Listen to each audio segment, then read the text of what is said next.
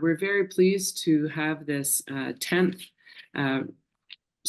briefing session for parliamentarians on important UN processes. This morning's meeting is on the UN Peacebuilding Commission, from underdog to key player for global peace.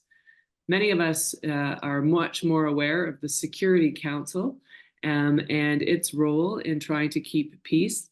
But the Peacebuilding Commission is really at the core and the heart of the work of the United Nations, and it has a very important role. In the Pact for the Future, you'll see there are 17 references to peacebuilding, and Action 44 is a specific recommendation on renewing the strengthening the Peacebuilding Commission through its 2025 review to build a more strategic approach and greater coherence and impact to national and international peace building and sustaining peace efforts.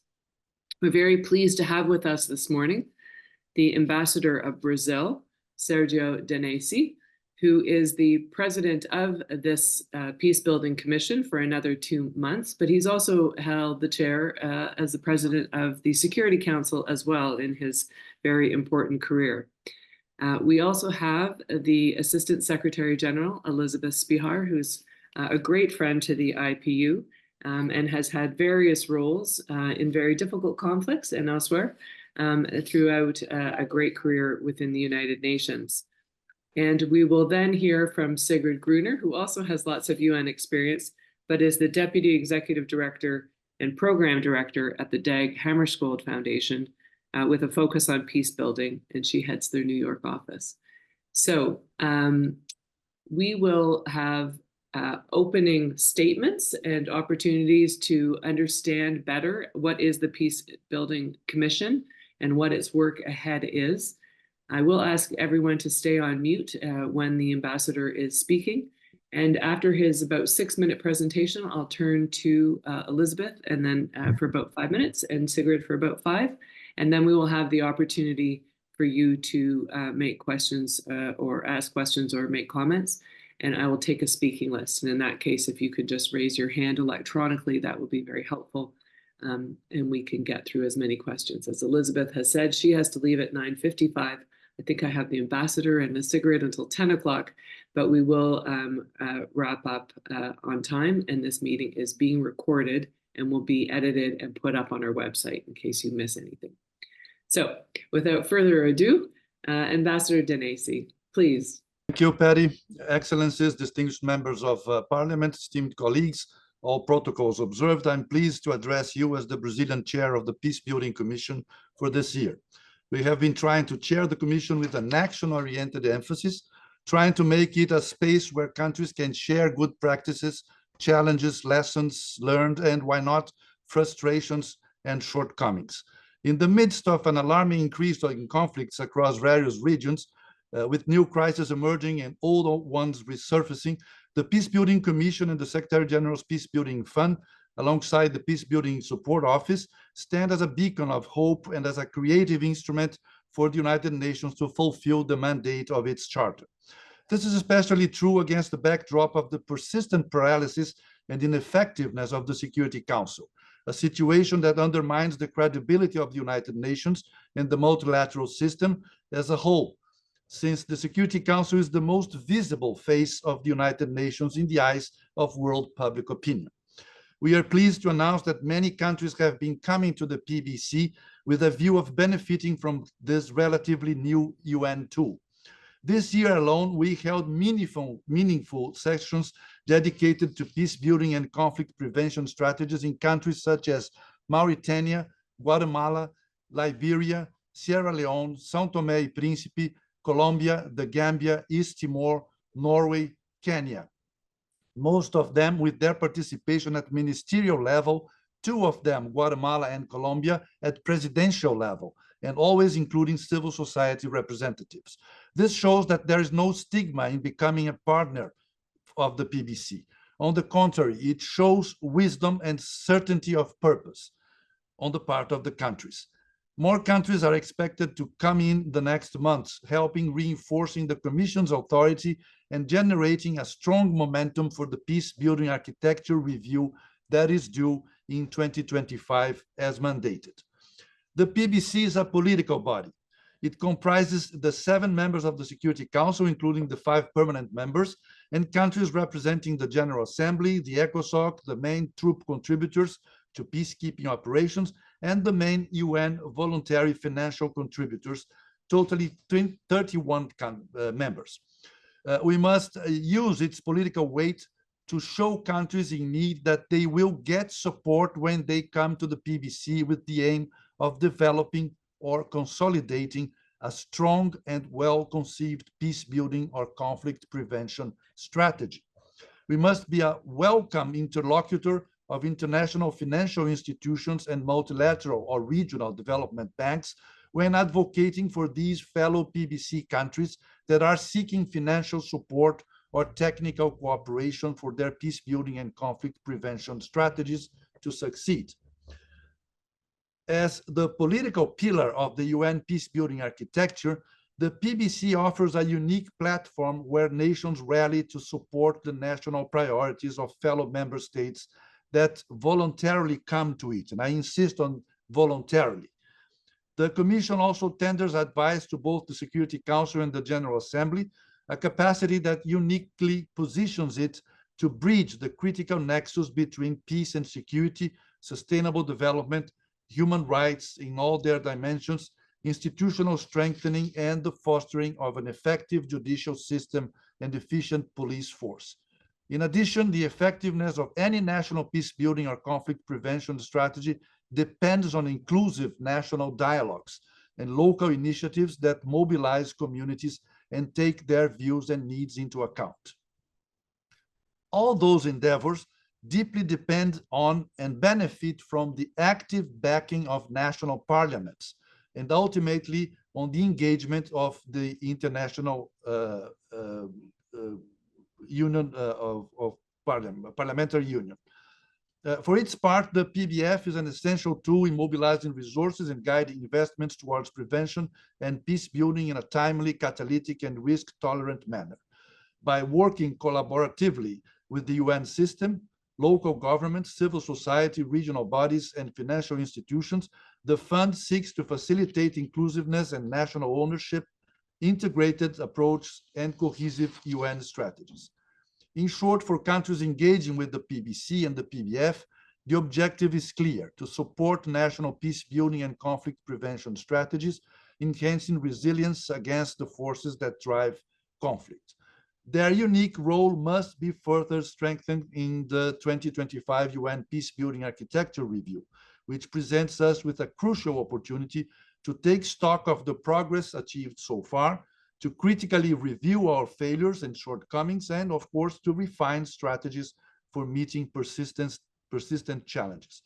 As we look into the future of peace building, our goal is not only to strengthen both the PBC and the PBF with the results-driven approach, we also must holistically address the 5 fundamental pillars of stable, peaceful, and fair societies, as I have said: sustainable socio-economic and economic development, food security, human rights in all their dimensions, state institutional building or strengthening, including those providing essential public services such as education, health, and housing, and public security with fair access to justice. National parliaments worldwide, as the stewards of legislative frameworks and public trust, are indispensable allies in achieving these goals.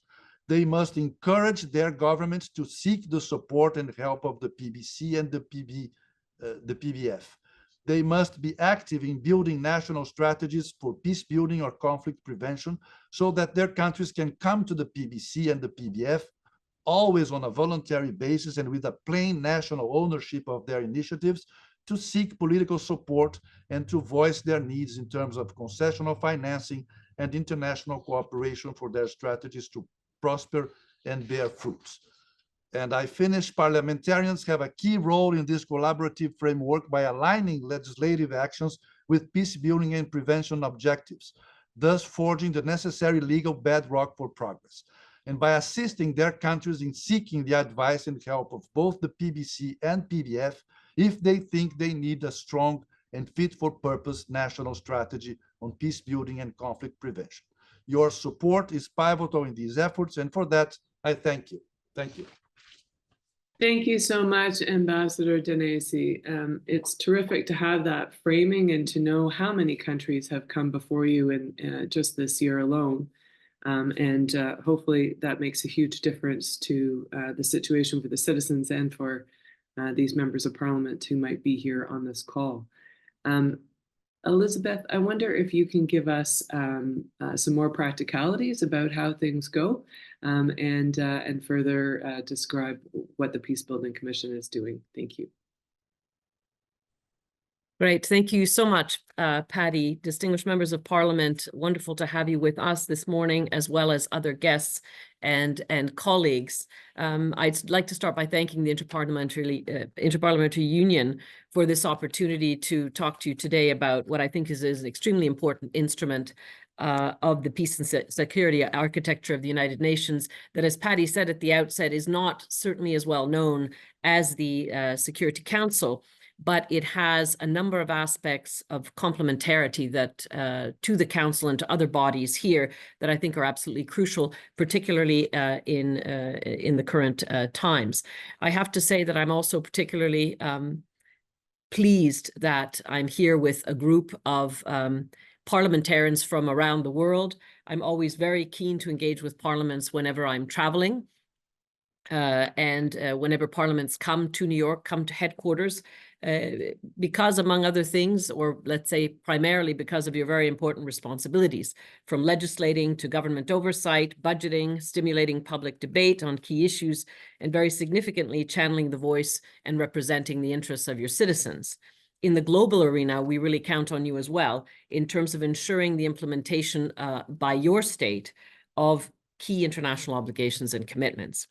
So in terms of what I'd like to add, Patty, and really building on the excellent presentation of Ambassador Danesi, I'd like to talk a little bit more about some of the specific things that the Commission has been involved in the last number of years. I think that if you look at the role of the Commission and the current situation around the world, you can see how the PBC is both facing enormous challenges in terms of its role, but also opportunities. In terms of the challenges, I think it was quite well laid out in your concept note in terms of a record number of conflicts around the globe, new and emerging security threats, and not least the current very polarized, divisive geopolitical backdrop and the very questioning of the effectiveness of the multilateral system at this point in time. In terms of opportunities, I would simply signal, which you mentioned at the beginning, Patty, the Pact for the Future that came out of the Summit of the Future. Despite all of the divisions, member states did come together and agree on a joint blueprint for going forward. There was a very strong chapter on peace and security. And as you also noted, prevention and peace building and the role of the PBC were quite prominent in there. So again, despite all of the problems and the divisions, we do seem to have a green light and a political commitment from our members of state and government to move forward on using the multilateral system, making it more effective, more networked, and to put prevention at its core. So let me just focus on one of the leading questions, if I may, and that is on how the PBC can contribute to conflict prevention. And again, building on the very good points of Ambassador Danesi. First of all, as the ambassador has also laid out, the Commission can play, and has done so, an important accompanying role to countries that are emerging from conflict that continue to be fragile, helping them to consolidate peace and to prevent a relapse into conflict. And one of the important examples of that, even from several decades ago, was the case of Liberia, where the PBC ensured that international support was coordinated and sustained when the country transitioned from conflict and when the UN's peacekeeping forces withdrew. But this role and this support did not end a couple of decades ago. It continues, and quite quite strongly. And in fact, this very week, there is a visit of the Peacebuilding Commission to Liberia, which is focused on supporting the country's peace priorities, including transitional justice and youth engagement. Secondly, the PBC can support countries in what one would consider more non-conflict contexts to tackle the root causes of instability at their request. And the ambassador emphasized national ownership in order to strengthen a country's resilience and therefore contribute to prevention. So earlier this year, at the request of the authorities, the PBC undertook a mission to São Tomé and Príncipe, together with the sub-regional body ECAS, to help advance the recommendations of a joint UN-ECAS assessment of justice and security sector reforms, and with the accompaniment of investment of the Peacebuilding Fund. Thirdly, as the pact confirms, the PBC can be a platform of support for countries who wish to present their national prevention strategies or efforts so that they can receive political accompaniment and international solidarity, visibility, and resource mobilization. And earlier this year, Kenya, Norway, and Timor-Leste discussed their prevention and/or violence reduction strategies and how this has contributed to their building of an infrastructure for peace. And when I mention countries as disparate as Kenya, Norway, and Timor-Leste, I think it underscores the Secretary General's message in a new agenda for peace that, in fact, prevention should be universal, and that all countries have their fragilities and their vulnerabilities and should look at national strategies that they can implement. And again, both the PBC and some of the other tools at the UN, like the Peacebuilding Fund and the Peacebuilding Support Office, can assist. The PBC can also promote greater inclusion in prevention and peace-building efforts. And I think that's another very important role of the PBC. It's the only intergovernmental body at the UN that has both a gender and a youth action plan. And as we all know, one of the root causes of tensions and conflict in many countries is exclusion. So the work on inclusion is extremely important. I wanted also to very quickly mention the role of my office, the Peacebuilding Support Office, which not only provides a secretariat function to the PBC, but it also manages the Secretary General's Peacebuilding Fund on the Secretary General's behalf. The ambassador mentioned it as well, which provides flexible and agile resources to countries for their peacebuilding opportunities and needs, although it certainly could use additional support and funding to play that role. But we also do play a role in terms of UN coherence, as does the PBC. And I know that was one of the questions as well. You know, is there overlap? Are there too many entities in a crowded field? Actually, the PBC has very important convening power to bring a range of UN actors to the table to support member states' peace-building priorities. And we also, the PBSO, in complement, also play a type of hinge role, bringing the various parts of the system together to work together more coherently on prevention and peace-building. Additionally, we support the work of the UN with IFIs in fragile and conflict-affected contexts, trying to help the system and the IFIs, including the regional development banks, to align more strategically in terms of their actions in support of a country in need. We are strengthening our role vis-a-vis civil society through an annual UN CSO Peace Builders Dialogue, and we have recently set up a Peacebuilding Impact Hub so that we can work more on the issue of impact and how do we effectively communicate our results. I hope we'll be able to apply that to the PBC as well. In conclusion, I just wanted to leave our participants with the thought that the Peacebuilding Commission, even though the concept note describes it as an underdog of the UN peace and security architecture, can indeed be more of a key player. I'm very much looking forward to see what indeed the member states will do in the framework of the peacebuilding architecture review next year. I think an excellent starting point is to look at the many advantages of the PBC, which the ambassador laid out very well and very clearly a few minutes ago, as well as some of the potential challenges, and to see how it can really, the membership can really make the PBC even more fit for purpose for the challenging times ahead. Thank you.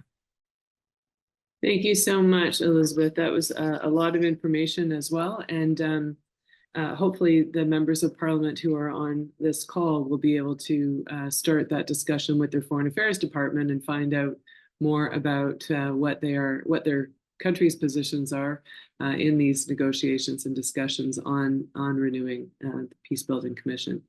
Our last presenter today is Sigrid Gruner. Sigrid, I wonder if you have about 5 minutes, please. Thank you so much, Patty, and Excellencies, distinguished members of Parliament.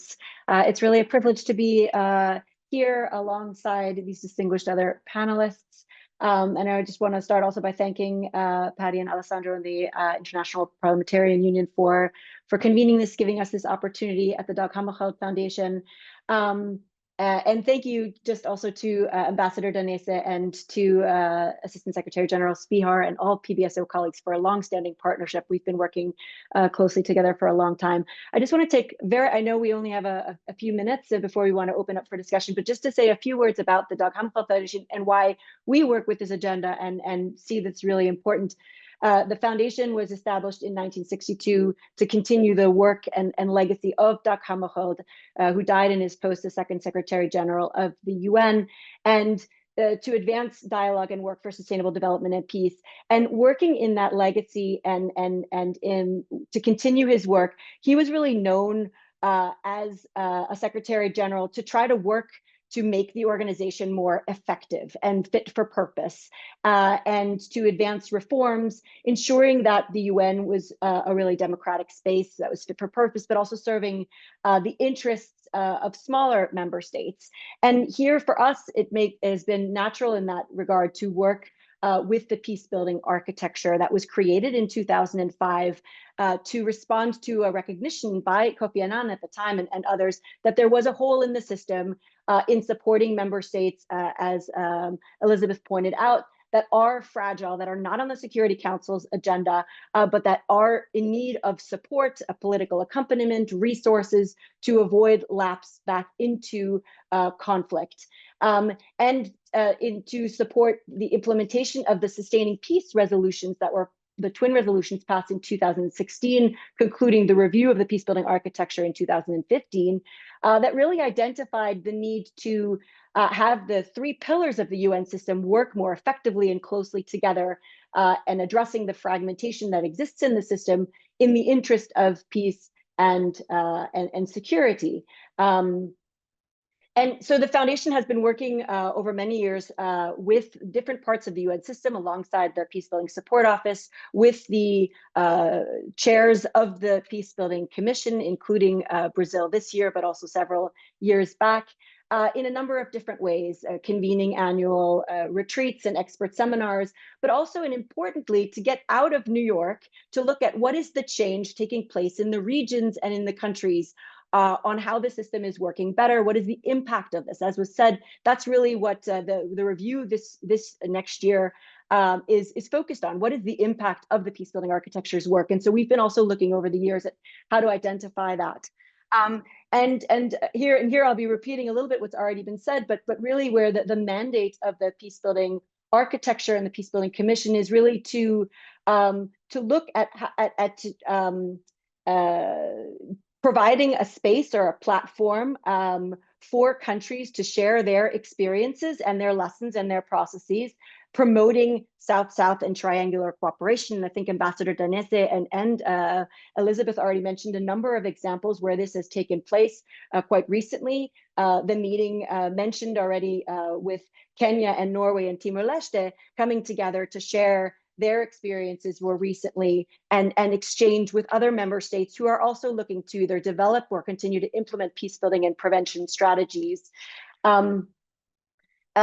The other is really the focusing on the inclusive national ownership, really using its convening role and mandate to ensure that there are diverse actors that are part of these dialogues and conversations, including civil society, not just international, but also regional and local civil society, think tanks, regional organizations, and different parts of the UN system, as was pointed out, really trying to bring a more coherent approach to this and a holistic peace-building perspective to these dialogues. There have been also thematic discussions where the platform, again, to this question of is it sort of risk of duplication or replication of what is taking place within the other system.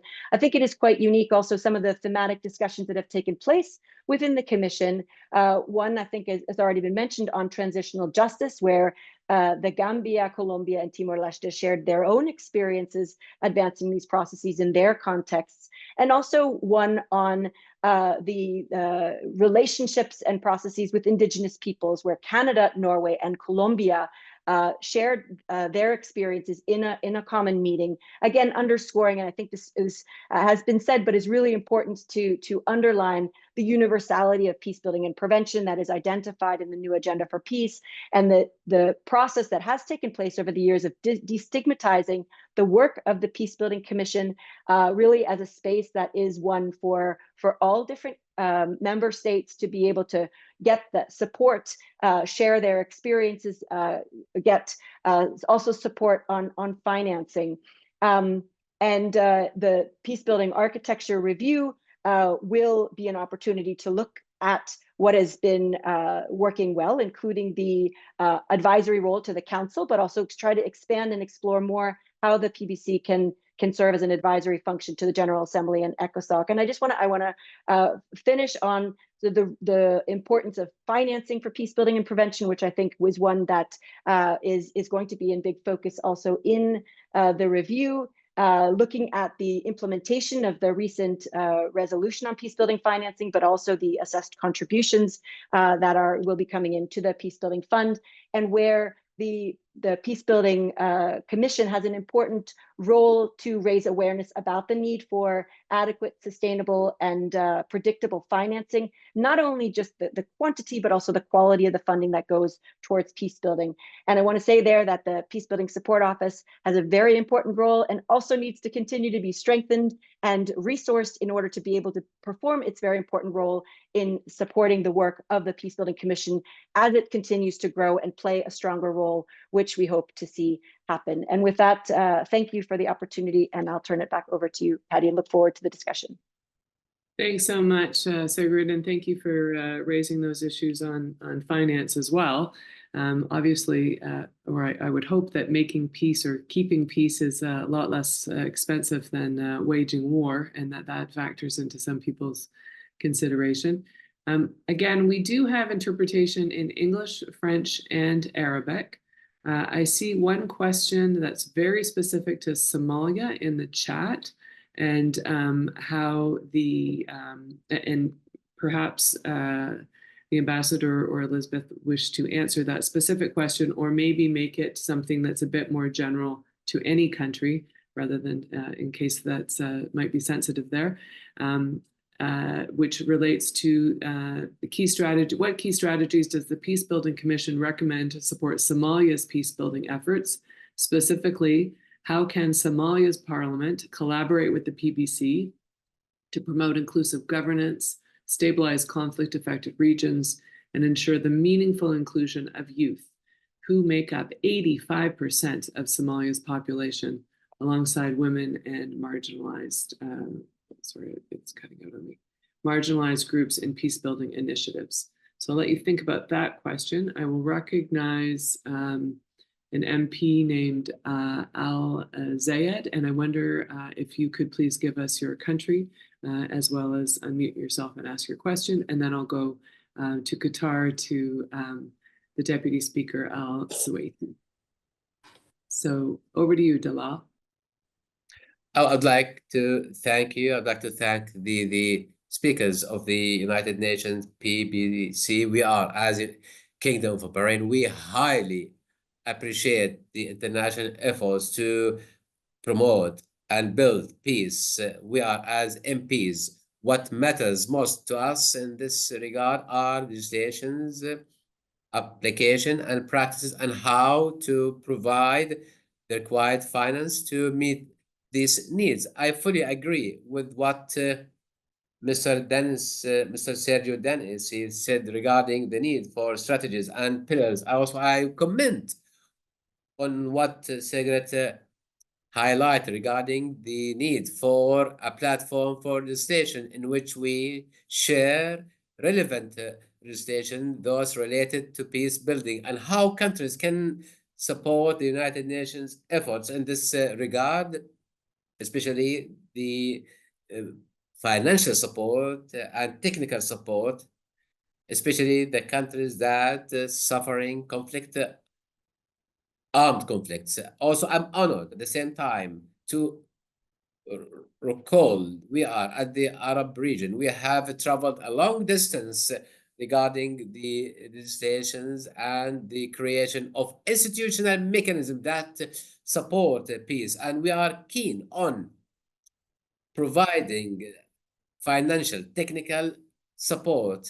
Also, we want to focus on the good lessons made by the Arab countries in this regard, and we are like to share our experiences in relation to the legislations that aim at promoting peace, either nationally, regionally, or internationally. Okay. So I wanted to focus on sharing these legislation and laws. Thank you so much. Thank you so much, MP Al Zayed from Bahrain. I'll now turn to you, Dr. Al Swaiti.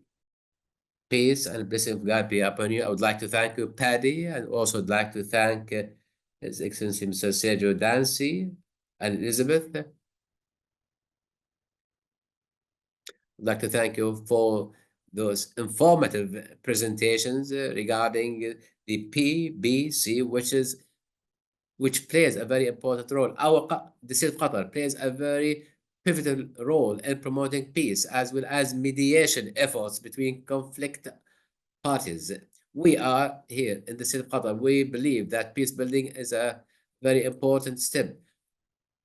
For that reason, the Article 7 of the Qatari Constitution underscores the need for building peace. Also, I would like just further to what my colleague said from Bahrain, the need for sharing experiences regarding legislation and laws, as well as the constitutions that include different articles that aim at promoting and building peace. And this is a very important objective.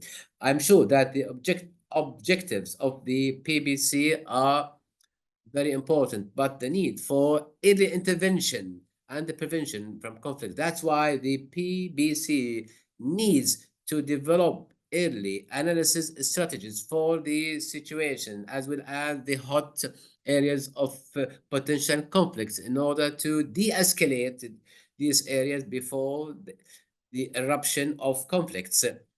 As you know, prevention is better than treatment. That's why if we need at the early stage to deal with this situation before they escalated or wars have waged. It can be, these strategies can be used as actually early warning in order to monitor the security situation as well as the political situation, even the situation related to the disasters as well. Second point, I would like to highlight the need to share the civil society. The need to share the civil society in peace building. As you know, the civil society is one of the key stakeholders that need to be engaged fully in this process.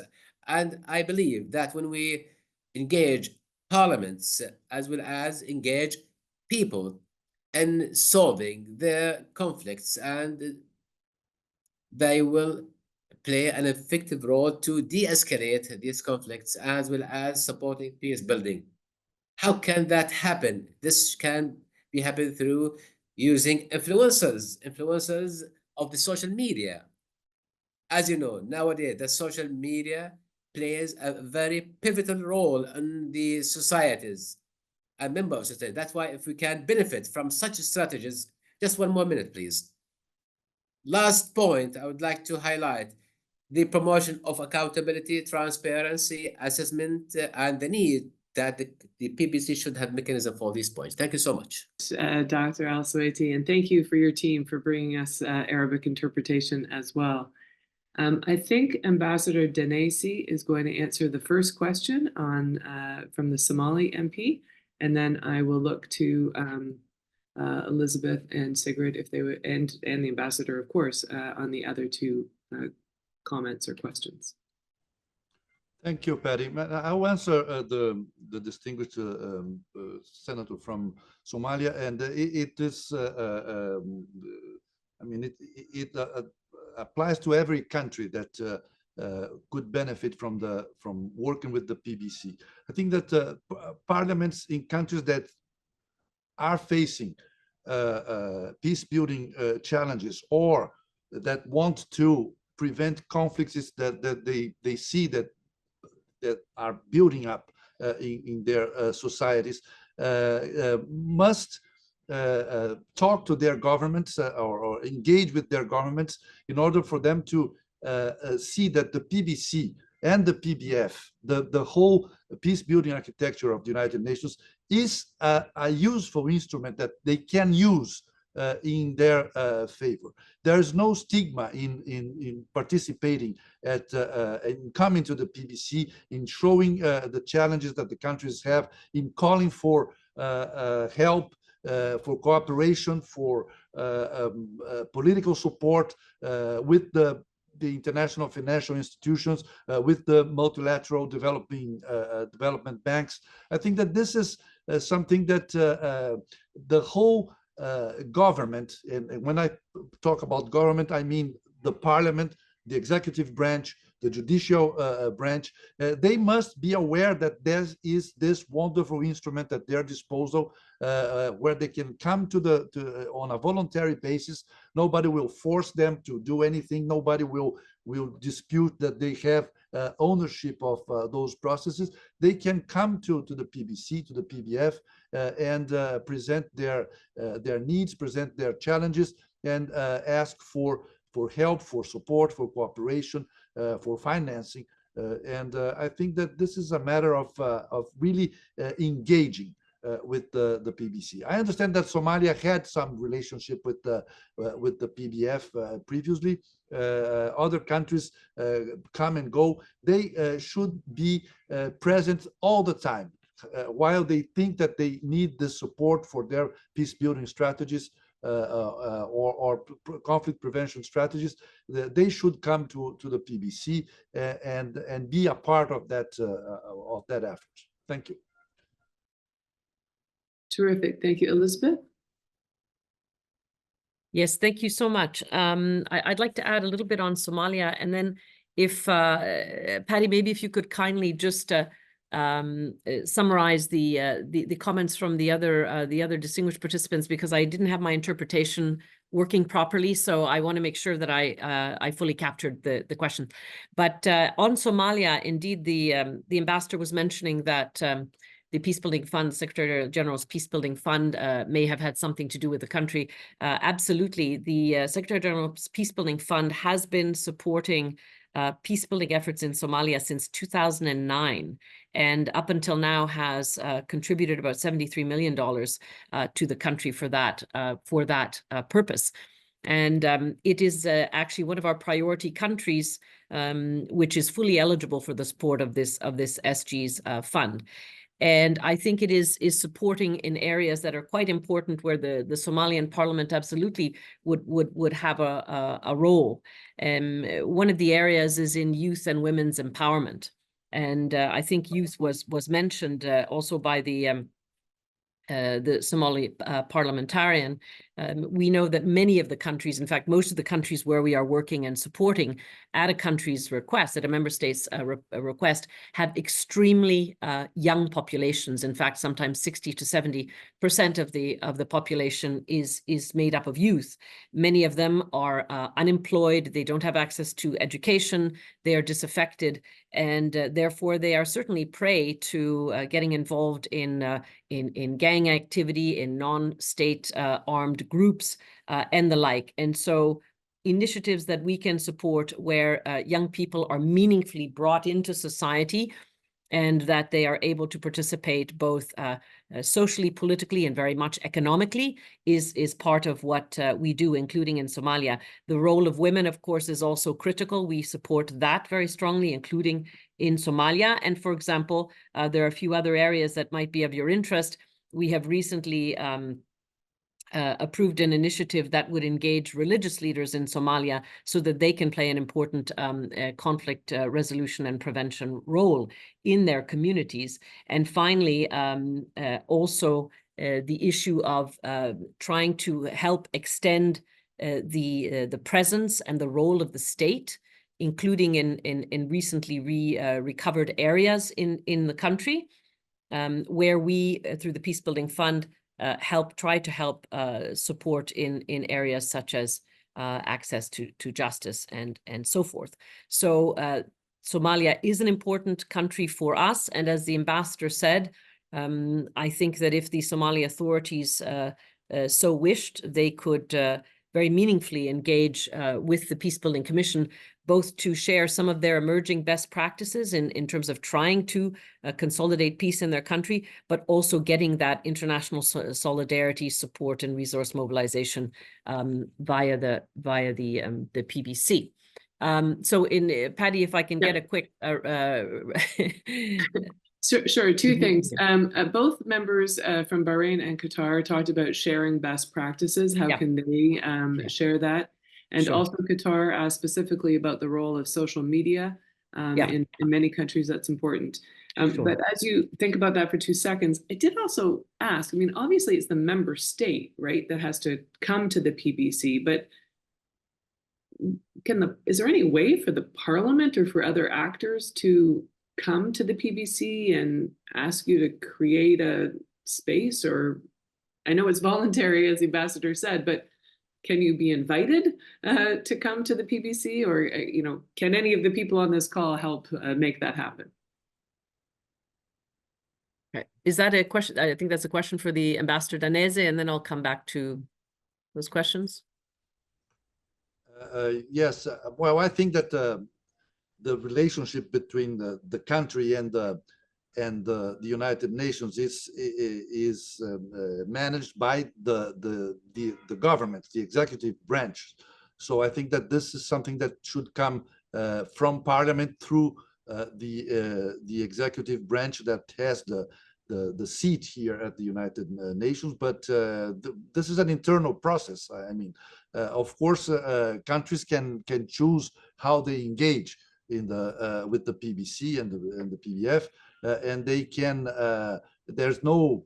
It would be very interesting to have a session, for instance, on Somalia, and having the Somali government come to the PBC with a delegation that is also composed by members of parliament. That would be an interesting exercise to do. But I think that this is for countries to decide how they engage. Yeah. So can I go back to those questions? Thank you so much. In terms of the sharing of experiences and so forth, I think as Ambassador Danese mentioned at the outset, I think that is one of the really outstanding aspects of the Peacebuilding Commission. It's a platform where countries of a very diverse circumstances can come and share their best practices in terms of prevention and peace building, but also their challenges, and to be quite open about it. And I think Sigrid also mentioned very quickly a few of them, as did I, one of them. But to have 3 countries from 3 different parts of the globe come and talk about the very difficult task of trying to impart transitional justice, to deal with the legacy of human rights abuses in the context of a past conflict, and even the ongoing problems in the country. It really is, I think, first of all, a show of political maturity on the part of those countries, but also it shows their deep commitment to building and consolidating peace in their countries, and the fact that they share those experiences that might help other countries to think through what would be their best approach is very important. And the one that Sigrid alluded to as well on reconciliation and vis-a-vis Indigenous peoples with Canada, Norway, and Colombia really got at this root of how marginalization, exclusion can bring instability and break down social cohesion in any society. And again, the PBC offers that platform so that all can learn from each other. Sigrid also mentioned South-South triangular cooperation, which is a fancy term we use a lot in the UN to say basically that countries can help each other. And I know that the IPU does a lot in terms of parliamentarians helping each other across the globe. I personally think that the PBC could help even more in future to promote more cooperation, including maybe technical assistance, advisory support, and so forth among countries of its membership to support those countries that are interested in helping to prevent conflict and consolidate peace. And on the role of social media, this is something that has been gaining more and more attention here at the UN. And I can tell you that in terms of the Secretary General's Peacebuilding Fund, we have more and more requests by member states to help them combat misinformation, disinformation, and hate speech, a lot of which is amplified by social media. And for example, we had a very interesting experience in Kenya just ahead of the last elections, where we were working both with government and also with young people and other civil society actors to actively combat that in the framework of a key electoral process. And in terms of the role of parliamentarians, simply to say that I think there are many ways in which parliamentarians can engage with what we call the peacebuilding architecture in United Nations. Ambassador Danese mentioned being part of delegations, government delegations that would address the PBC, but also the Peacebuilding Commission does some very important missions or visits to countries and tries to reach out to all the key stakeholders. I think listening, hearing from parliamentarians when those missions are in country is incredibly important. Thank you. Thanks, Elizabeth. And so how would a parliament, I mean, I guess they would depend on knowing that the Peacebuilding Commission was coming, or is there sort of a newsletter that they can be on that they know what your movements might be? Well, just quickly to say that usually the agenda is worked upon together with the government, but also the UN country team on the ground. And I think it would be a question of probably the PBC being proactive and saying, we would like to meet with parliamentarians. And usually there's a press statement or something coming out announcing the visit of the commission. Perfect. And we have encouraged our parliamentarians to reach out to the resident coordinator. It's part of the mandate of resident coordinators in every country now to be engaged with the parliament. And we're trying to augment that on a continual basis. Sigrid, did you want to comment on these last two questions? Yes, no, thank you. Just very briefly, I mean, a lot has already been said, but just to say, I think also, I mean, as Elizabeth mentioned, the PBSO has been doing a lot to strengthen the sort of the communication strategy of the work that the Commission has been doing and the peacebuilding architecture more broadly. But here the members of Parliament can play a really important role to continue to sort of share that information and awareness domestically, and there perhaps in addition to resident coordinators' offices, that engaging if there are sort of national UN associations to help continue with that.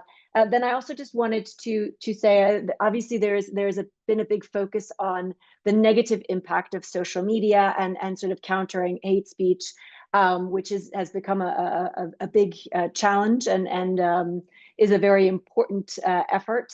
The foundation has also been exploring in partnership with PBSO and others in a multi-stakeholder platform, a way of engaging the games sector as one way of engaging. Sort of there's a lot of discussion about sort of the role of the private sector and how can the private sector both be engaged in supporting peacebuilding and prevention in terms of resources, but also sort of as a partner being so important. And here the foundation together with others have been exploring how can these platforms that the games sector has that engages young people across boundaries, across ideological groups, ethnic and religious identities, be used as a constructive platform to strengthen messaging around peace building, to promote positive narratives about the important role of young people, and to further encourage their engagement and support to them. So it's something just want to sort of something we're working on and are happy to continue to sort of stay tuned for advances in that, and that the peacebuilding architecture review that is now sort of concluding its informal phase and moving into its formal phase next year really is an opportunity for all member states to both promote dialogue in their context with their communities around peace building and the work on peace building, but also then to come and to share those experiences back in the international dialogue. And I think that that's a really important opportunity connected to the implementation of the Pact for the Future. Thank you so much, Sigrid. And maybe there's going to be some follow-up with some of the members who are on here with the Dag Hammarskjöld Foundation, and perhaps even some of them might have some access to funding that could help you with that goal, or some expertise at home. We have lost Elizabeth because, as she mentioned, she had to get to another meeting for 10 o'clock, so she's running. We are getting close to the end of this scheduled session. I wondered, Ambassador Denesi, there were a couple more people who asked again, what happens if the Parliament wants your help and they maybe don't have the support of their government? I'm not sure if there's an easy answer there, but if you, I guess they should write to the Peacebuilding Commission perhaps and see if you can help connect the dots if they wanted some support and wanted their executive branch to reach out to the Peacebuilding Commission. Well, thank you. I think that this is a difficult question, of course, but I think that they have to keep in mind that normally they would have a UN resident coordinator in their country. Those RCs, as we call them, are very active, and they reach out to the whole of the government, the state, and the society, and they could be a first entry to this system. On the other hand, I think that, and I couldn't think otherwise. I led a team, a PBC team visit to São Tomé and Príncipe, and of course, one of our first concerns was that we should meet with the Parliament there, and we had that was part. It's basics on our agenda when it should be, and it is under my chair. It would always be basics to meet with the Parliament and to listen to what different political representations think about what is going on in the country, what their needs are, what their assessment of the situation is. We had this very interesting visit to São Tomé and Príncipe, and the meeting with the Parliament was wonderful. We had all the political spectrum sitting there and talking to us, and I think that this is instrumental for us to assess correctly what the situation of a country is. Coming to New York is another thing. I think that this is something that I don't have an answer. Maybe someone who is more experienced than I could answer that. Thank you. But certainly you've given them a good first step, and I wonder also, in terms of the process for the PBC renewal, this is another place where there is an opportunity for the Parliament to perhaps ask the resident coordinator, ask the foreign minister to come to committees and discuss what well, not the resident coordinator, but certainly the ambassador and the foreign minister, what will be their country's position on the renewal of the PBC. Is that something you might also recommend? I think that this is the way to work. I think the first important thing is that Parliament should know that there is the PBC, there is the PBF, there is a wonderful new instrument, as I keep saying, at the UN, to deal with peace building and conflict prevention, and that countries should take advantage of that. And smart countries are doing that. So let's see if we can get more countries coming to the PBC and working with us and helping themselves in their peace building and conflict prevention strategies. Thank you so much, Ambassador Denesi, and thank you so much, Sigrid. I note that there is a comment in the chat about parliaments and access to resident coordinators. This is again part of the resident coordinators mandate, is to engage with parliaments now. That was something that the IPU encouraged in the new configuration of the in-country teams, and that parliamentarians do have an oversight function of their governments, and so they should be using the tools that are at hand. And when parliamentarians come to New York, certainly they should put on their agenda, for instance, the hearing that we'll have in February, talking about the way forward on the Pact for the Future as one aspect of that hearing in February, that they can ask to meet with their ambassadors. I'm sure Ambassador Denesi would say that it can be a very rewarding experience to do that, and for the ambassador as well to be in touch with what the parliamentarians are thinking, and that they can seek some meetings with other UN officials through their ambassador perhaps, or directly. So those opportunities are there. Next year we will have a renewed resolution in the General Assembly on interaction between the UN national parliaments and the IPU. And again, in the last number of resolutions, there is a specific mandate for member states to engage with parliamentarians, to put them in national delegations. So you can point to those resolutions that have passed the GA to advocate for a position within the delegations and to play your role in all of that. So without further ado, and trying to keep track of the time, we're at 10:01. I will thank you very much, Ambassador Denesi, for coming today and to speaking to all of us and explaining the work so much better. And to you, Sigrid, as well, for the work that you're doing and for your perspectives. It's really helpful. And of course, we thank Elizabeth for all of her work and appreciation of all her support over the years. So thank you very much, all of you. This meeting will be slightly edited, or just take out all the noise, and it will be up on our website sometime next week. So thank you, be well, and thank you again to the team from Qatar for bringing us Arabic interpretation and a shot at the future generation. That was nice to have little kids in the picture briefly. So thank you, and thank you to Alessandra Mater, my colleague in New York, who put together this meeting very well, and we'll wish you all a very good day. Thank you.